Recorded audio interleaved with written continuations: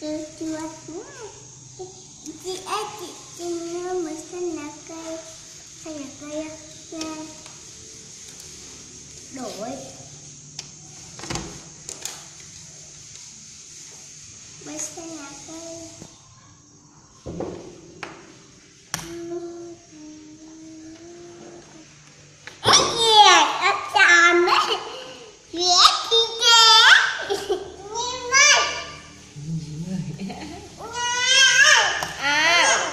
Chị để giỏi thế nhỉ?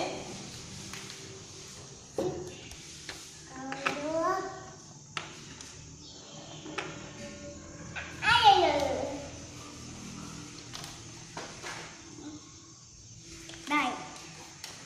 Có gì? Em ơi, nhảy mà bút này xanh ra trời.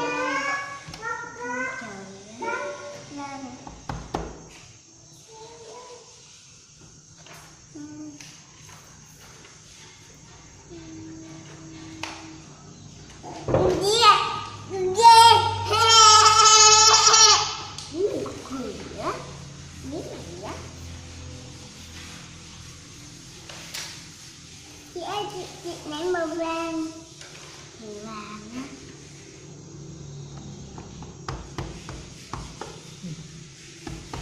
đổi màu vàng rồi. À mày lấy hết ảnh rồi kìa. Cứ đi.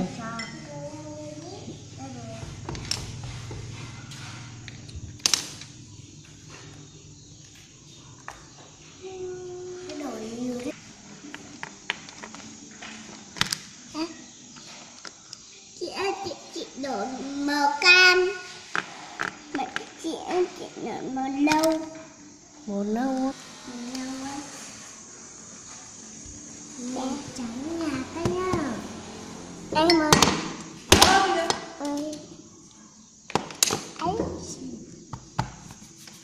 Chị em gì ơi sao? Dạ, ôi chị để giỏi thế Anu. Anu. Đây nữa. Đây nữa. Nhìn lấy màu gì? Đây. Chị ơi, chị tôi chị lấy màu. Dạ.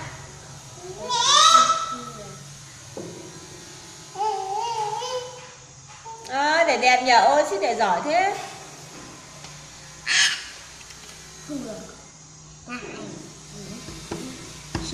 ơi, màu tím. Màu tím á. Lên, lấy đi. Thôi, nhiễm đồ đấy. Đây mà.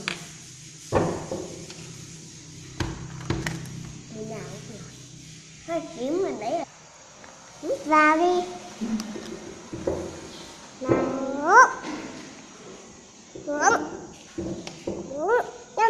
Mẹ ơi, mẹ nhìn con nhá. Em cá đi rồi, cá này. Số 1 chứ là số 2 à? Nào, cây ghét cá.